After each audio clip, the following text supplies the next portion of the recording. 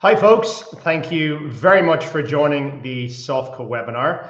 We can see there are a couple of folks still trickling in and joining us, so we're just going to hold for the next 30 to 60 seconds, give everyone the chance to log in and join us here, and then we'll kick off proceedings momentarily. So please bear with us.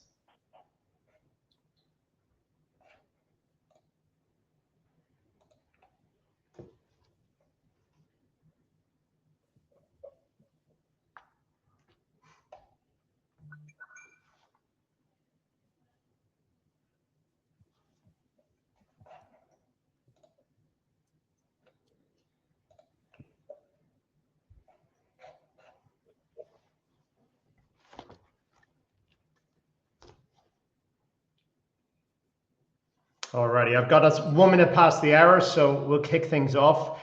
Good morning or good afternoon, depending on where you're dialing in from. As I said, you're all very welcome to the SoftCo webinar series. By way of introduction, my name is Adam McDonough. I lead the sales team here for SoftCo, having been with the organization for over a decade. And I'm also delighted to be joined and to introduce my esteemed colleague, Garrett Pierce.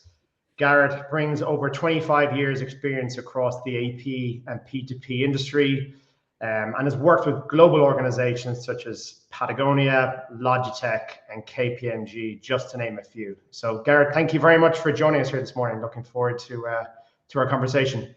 My pleasure. Always great to talk, Adam. Appreciate it. So folks, just to set the scene a little bit, ultimately what Garrett and I are going to be talking through is something that sounds very simple on the surface, but can very quickly become a very costly process if you rush it, and that is selecting an AP automation solution. The point of today's session isn't to pitch the SoftCo solution, isn't to kind of walk you through a demonstration. In fact, it's the complete opposite.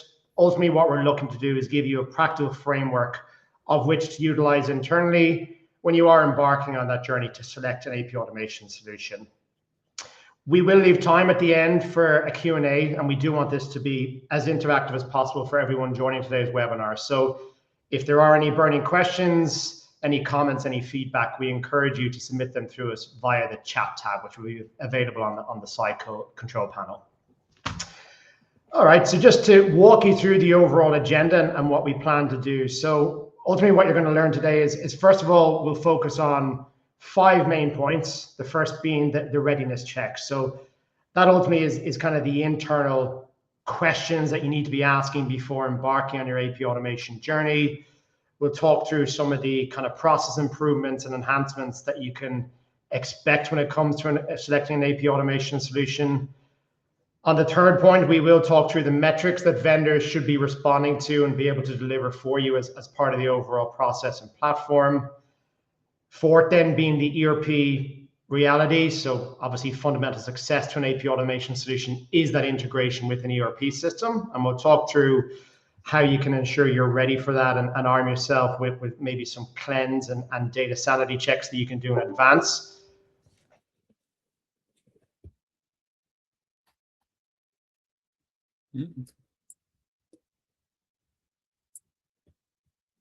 All right, lost Adam there. Not sure what happened there. Let's see.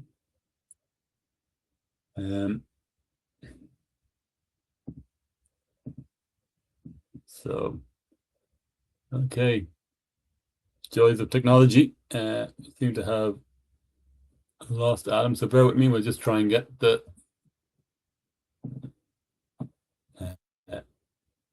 him back in and keep going. And I'll try and might end up being a one-man conversation if we can't get Adam back, but I'm sure we'll be able to get him back in. So bear with me. Bear with us just a moment.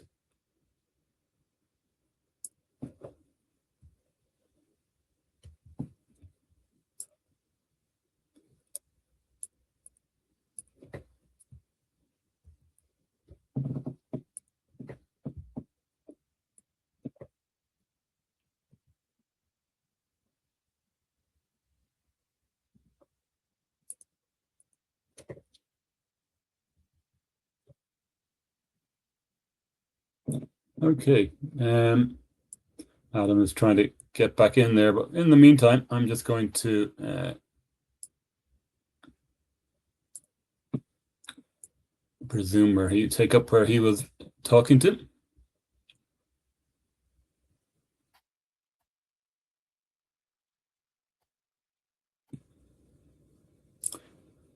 So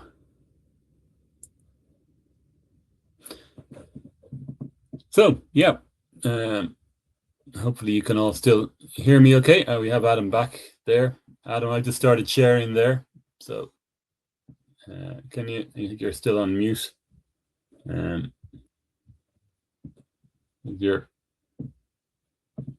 You'll get your sound back on there.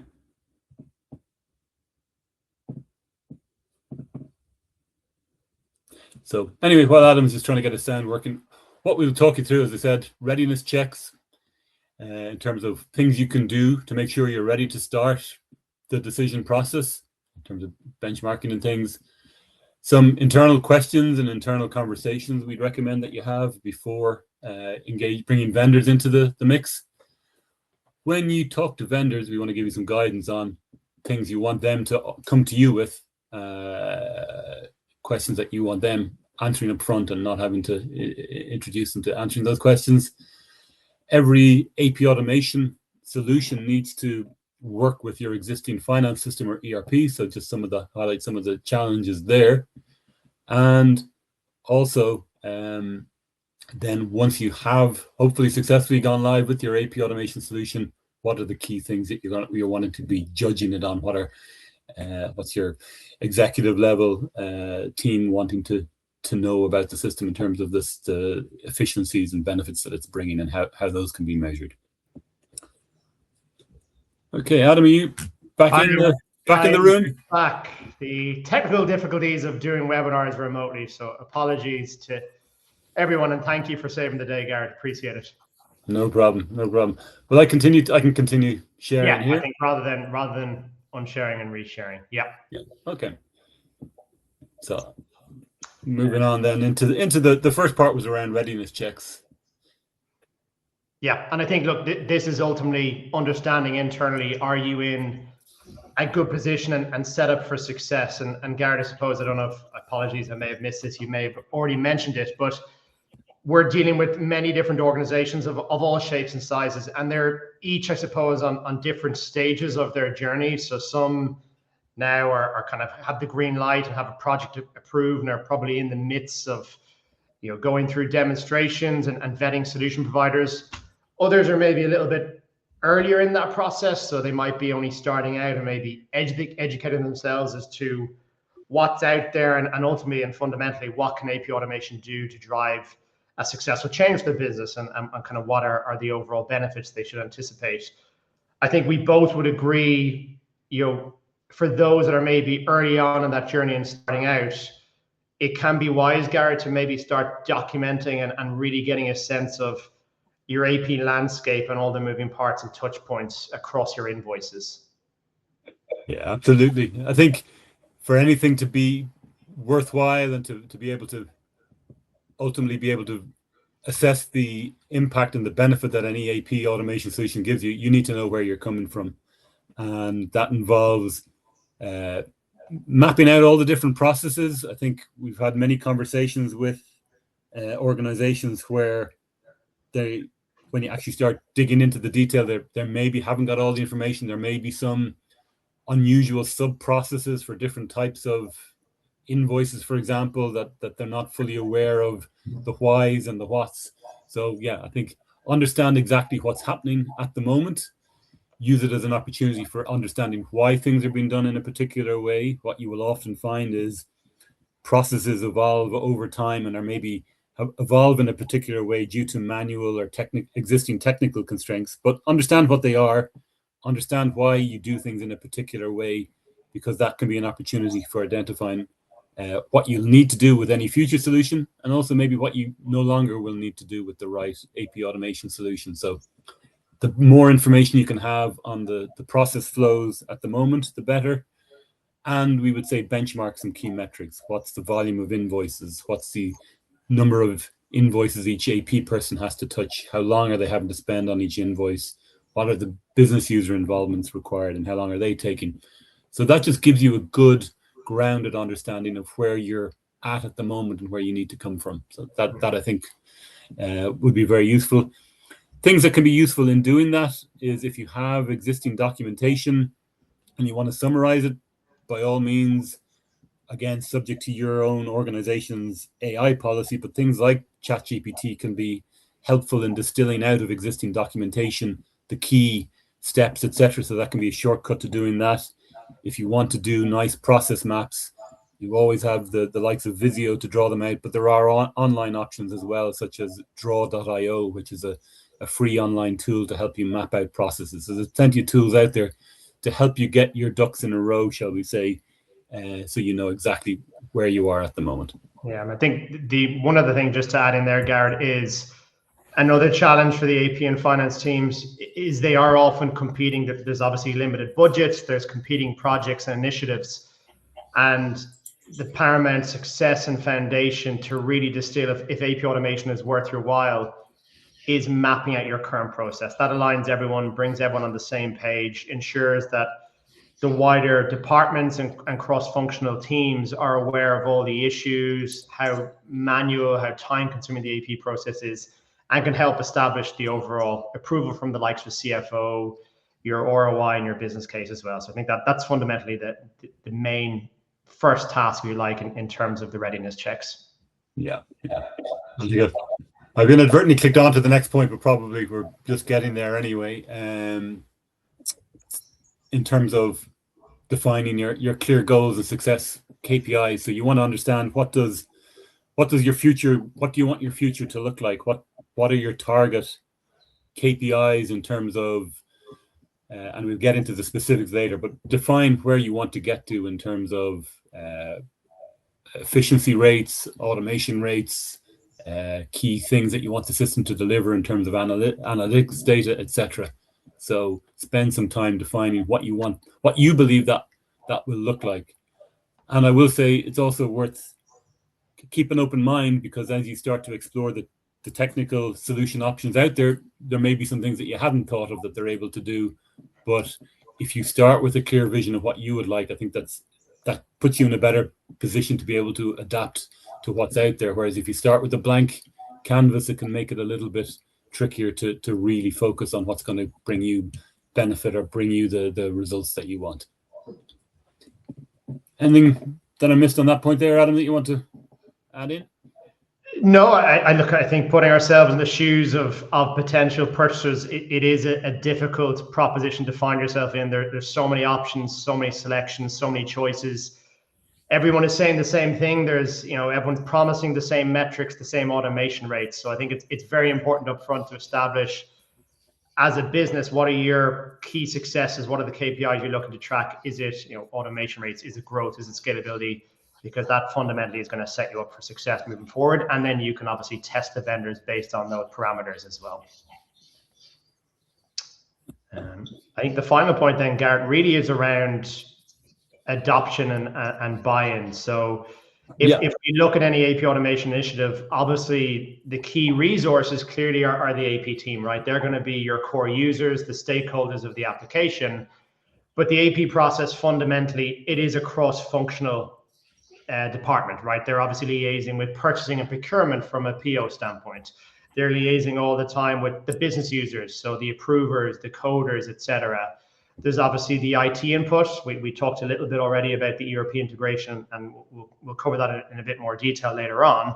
But there's the IT input from an ERP standpoint. There's also the InfoSec standpoint as well. So the audit, the security, compliance, ensuring that the vendor's got the necessary accreditations. And then fundamentally, there's the approval of the actual solution as well. So understanding, how do you get buy-in? What does the purchasing process look like? Is it the CFO signing off on this initiative? Is it the board level?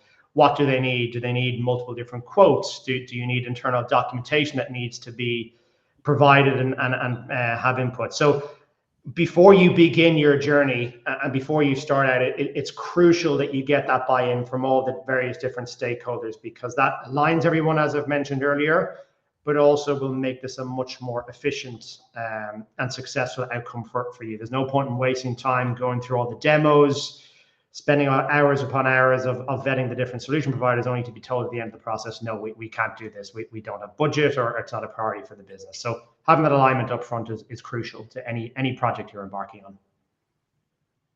Yeah, absolutely. Okay, so with that in mind, once you're ready, I think to start the process then in terms of refining what you're going to be doing internally is these are some of the questions we would say you would need to go through. So again, first one up there is who's going to own and drive it, and I think that directly flows on from your last point there, Adam, doesn't it? In terms of if it's going to be IT, make sure that the IT person has all the information that they need from AP in terms of the business requirements.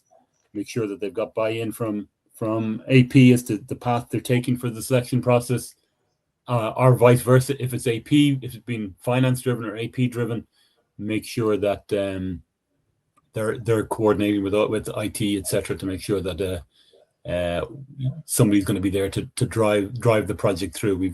I think over the years we've seen where some AP projects have fallen at the first or second hurdle is where the person who came up with the idea originally isn't the one pursuing it. It's handed over to somebody else and it's not a priority for them, and it kind of dies a death, even though the requirements remain, the need for it remains, but without the right person driving it, it will never get moved forward to the next stage. Yeah, and one of the complexities there, Garrett, is this is often seen as an IT initiative, and yes, AP automation is a software, right? So there is that IT input needed, but it needs to be driven by the AP and the finance team. They're fundamentally, as I mentioned earlier, the ones that are going to be using the system day in, day out. They have an understanding, going back to the first point, they have an understanding of the current process. They understand the challenges. They understand the complex POs, the more cumbersome invoices. It needs to be driven, and the champion needs to really come from that AP and finance function. Yes, supported by IT and the various different business units, but fundamentally that it needs finance ownership and AP ownership really to make this a success, and to ensure that you're vetting the solution providers and selecting a solution that is going to drive the change that you're looking for within your process. So again, making sure you've identified who all of those are. So sometimes, again, this may come from your initial documentation of the process. You may identify people who have a stake that you weren't initially aware, whether it be your procurement, your business users, and also your vendors. It will impact your vendors as well. So have a very clear view of who those are as well. I think this point is very topical, Garrett, isn't it? I mean, I've mentioned AI has been thrown at everyone everywhere, and look, we're no different. If you were to look at our website, you'll see AI is plastered everywhere. AI has been dressed up in various different ways, and we've seen in recent news there's a responsible use of AI that you need to be cognizant of and conscious of. So what are the types of things, rather than just seeing AI as a checkbox and saying, yes, the solution has it, what are the risks of AI, or what should people be aware of and be asking solution providers with respect to AI within the application? Yeah, absolutely. I think the first point there is get with your IT team and understand what policies, what checks and requirements do they have. What we're seeing out in the market is within the last year, there's been a significant increase in the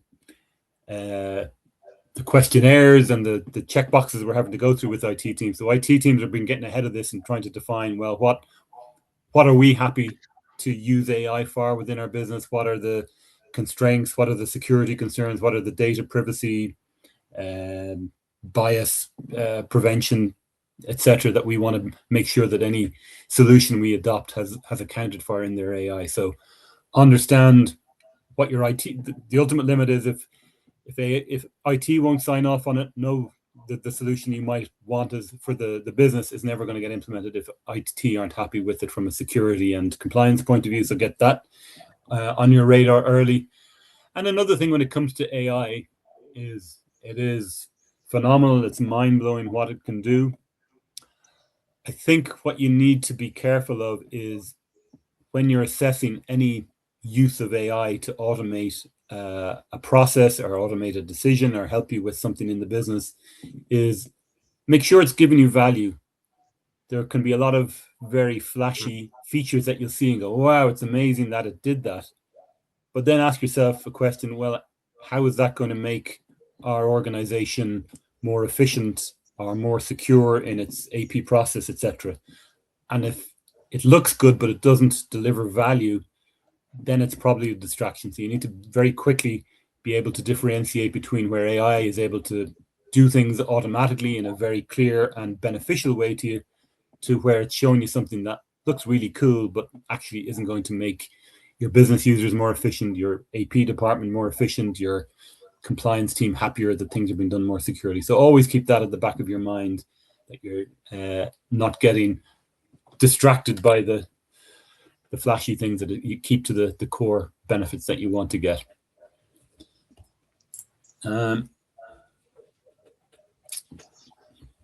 then Adam, I think we're going to the last thing.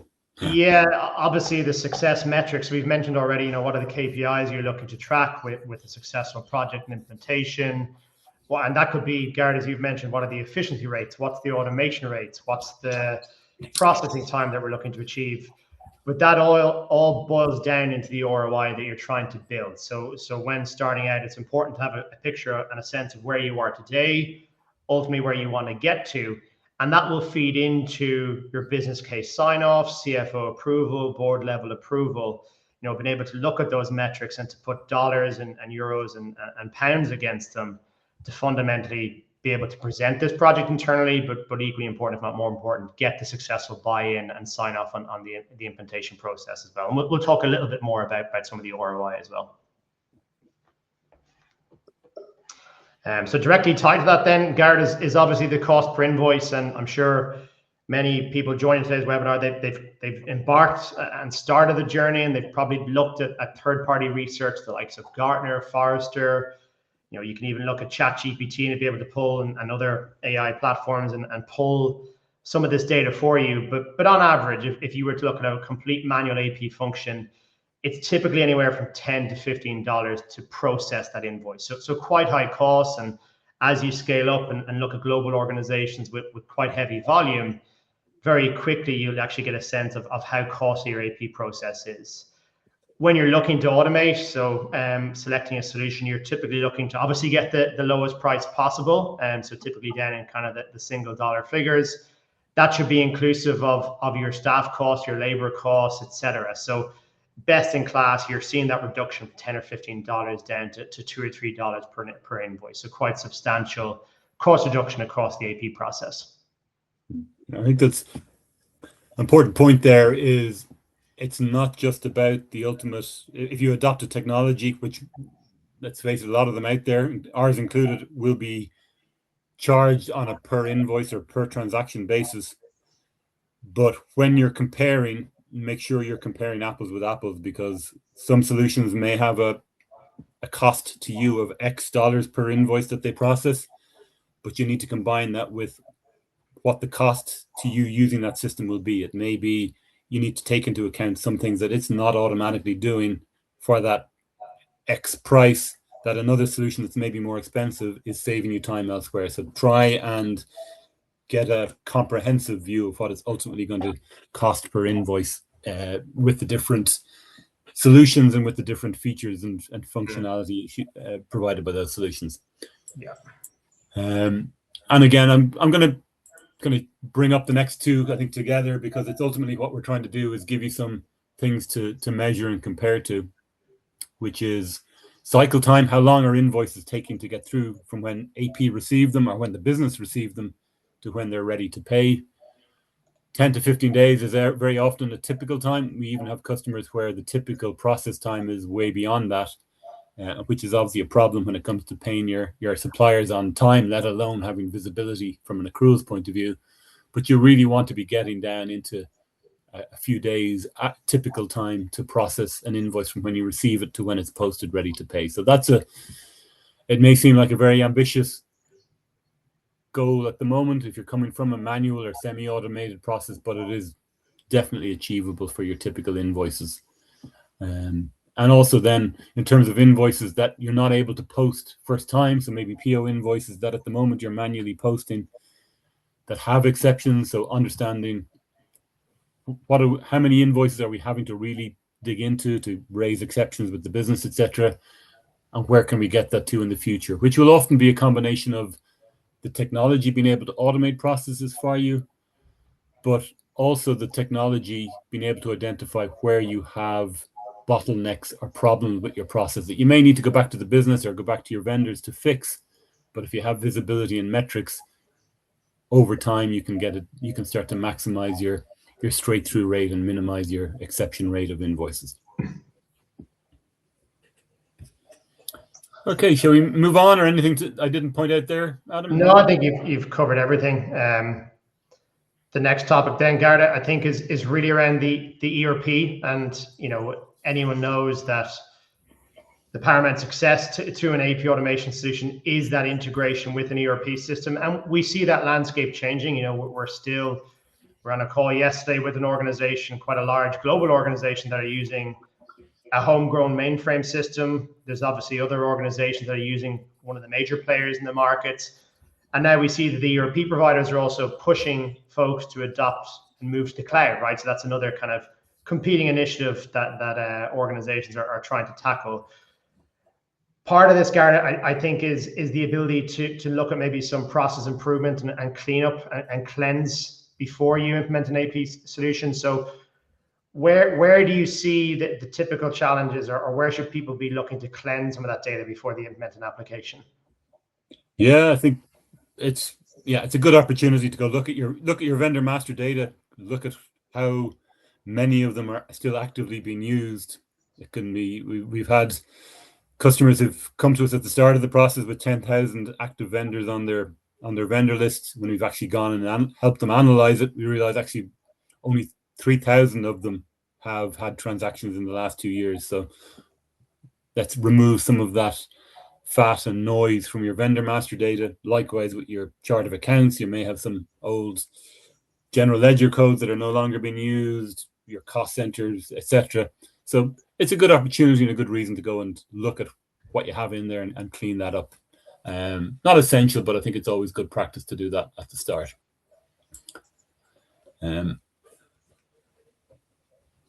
So I think I can talk to this one here, Adam. I think how we're going to address that one. So yeah, I mean, ultimately then what you're looking to do is take whatever AP automation solution you're evaluating and understand how is that going to interact with your existing ERP data.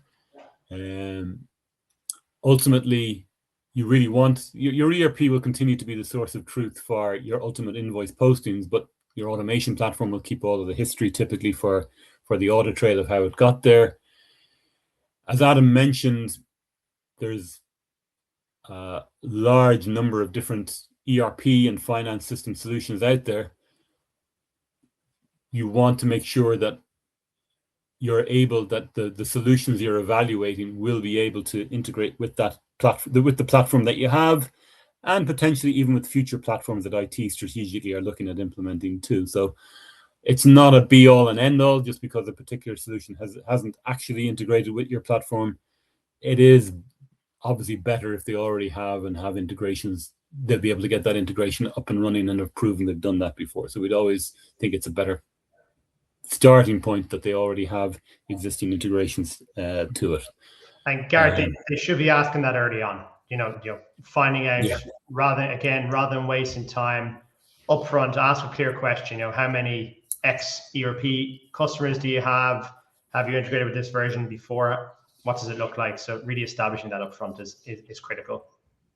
Yeah, absolutely.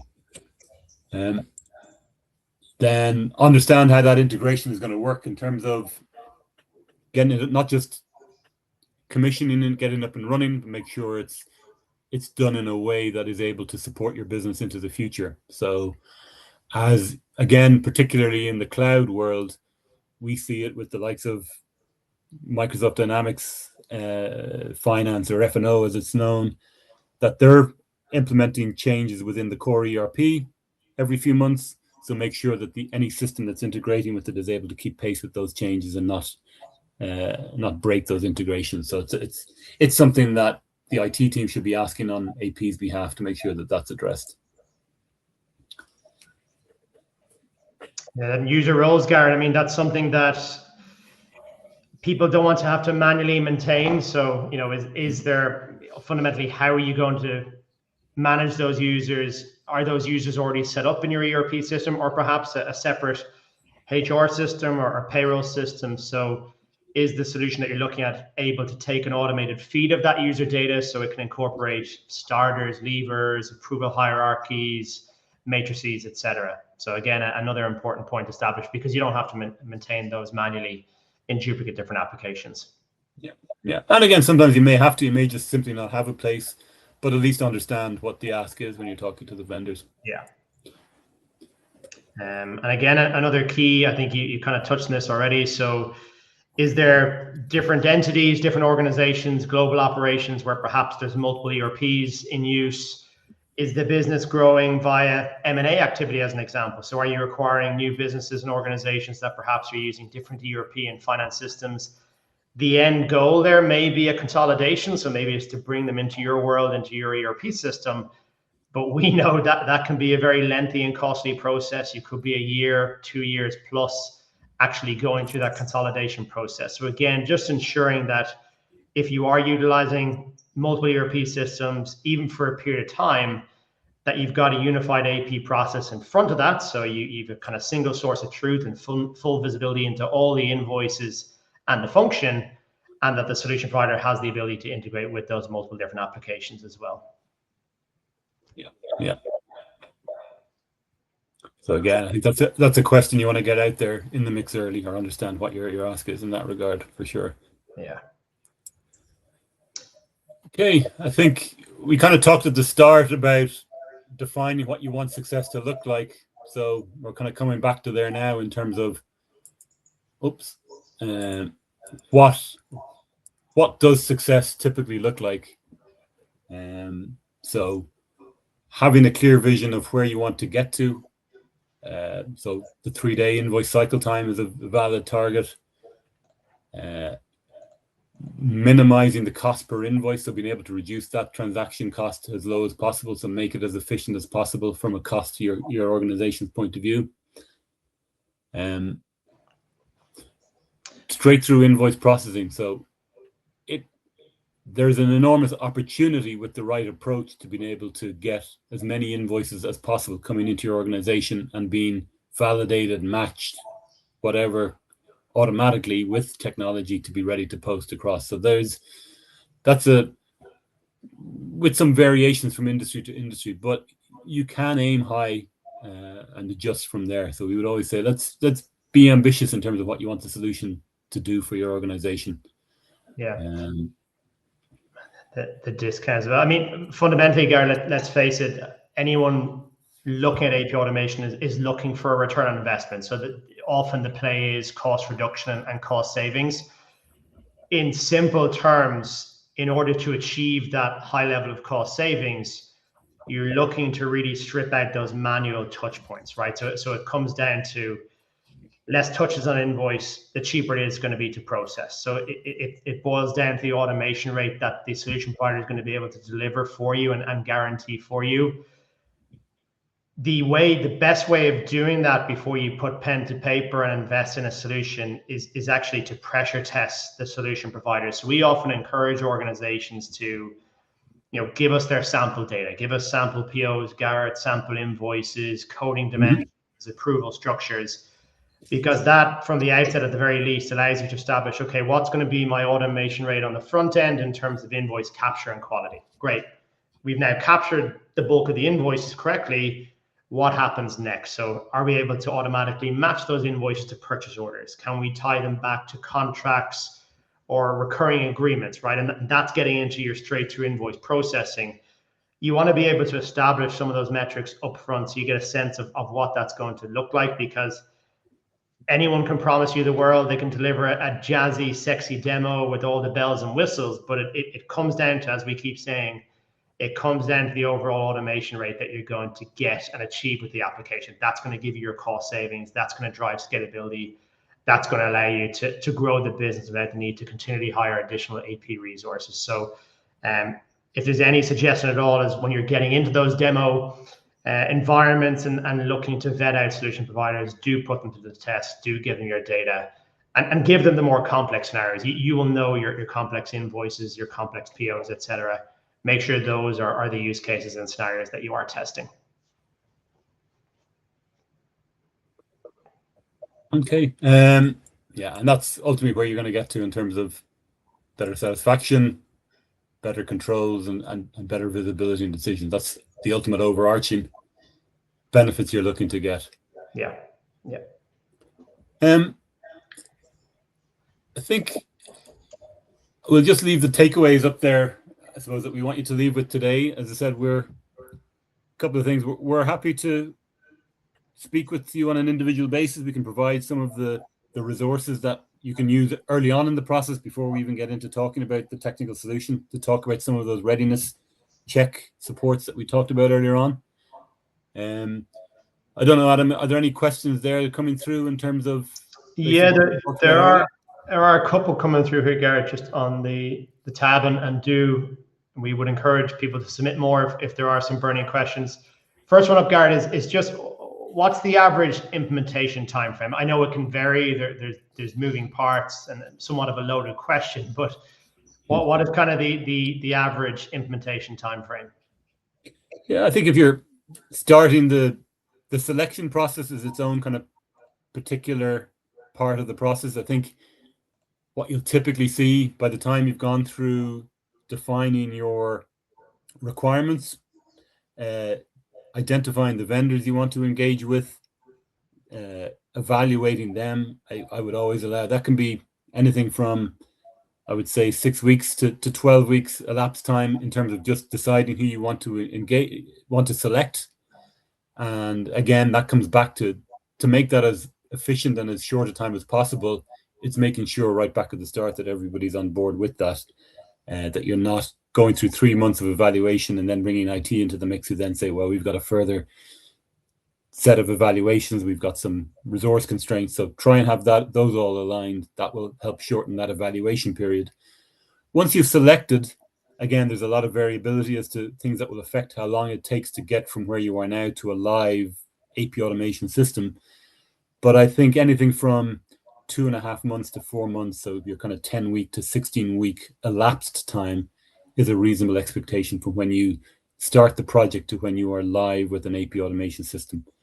And the things that will affect that will be resource availability, will be things like month end and year end. You're asking an AP team particularly to review and test and train up on a system while they're also trying to do their day-to-day jobs as well. So you need to take that into account. So therefore, what we'll typically see is something in that 10 to 14, 10 to 16 week range from when you engage with everybody to start the project to when you're live.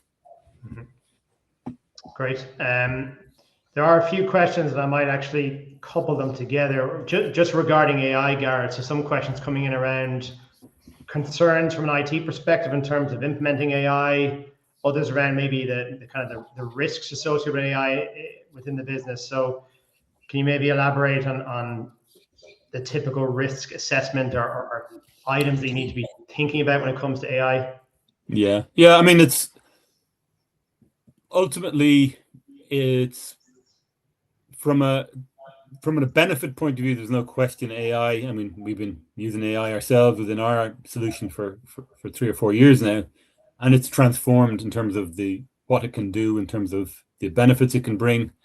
And there are different types of AI being used. I think we're all very familiar with the likes of ChatGPT because it's the most front-facing user interactive AI, but there's other areas that it's used in terms of machine learning, heuristics and things for things like the matching process.